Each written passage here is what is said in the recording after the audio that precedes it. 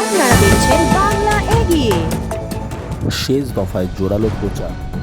রাজারহাট গোপালপুর থেকে তৃণমূল কংগ্রেস প্রার্থী অদিতি মুন্সির জন্য প্রচারে এলেন মেগা স্টার দেব। এই দিন উল্লেখযোগ্য ছিল মানুষের ভিড়।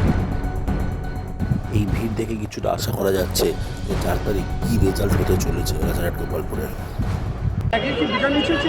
বিজয় মিছিল না, আমাদের এখানে তৃণমূল কংগ্রেসের কর্মী সমর্থকেরা সবসময় এরকমই আনন্দে থাকেন, হাসি খুশি থাকেন, কারণ বিধানসভার মানুষজন জানেন যে মাথার উপর মমতা বন্দ্যোপাধ্যায় রয়েছেন এবং এই এতদ অঞ্চলে রাজারহাট গোপালপুর বিধানসভাতে যে পরিমাণ কাজ আমাদের সরকারের সাহায্য নিয়ে আমরা করতে পেরেছি, তার জন্য সত্যি মানুষ উন্নয়ন তো কানে শুনে বিশ্বাস হয় না, তারা চোখে দেখতে পাচ্ছেন। তাই এই আন্তরিকতাটা সেইখান থেকেই তৈরি হয়।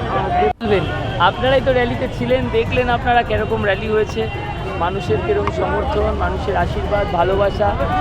এই সমর্থন নিয়ে আগামী দিন মমতা বন্দ্যোপাধ্যায় চতুর্থবারের জন্য মুখ্যমন্ত্রী আর অদিতি মুন্সি দ্বিতীয়বারের জন্য বিধায়ক হবে।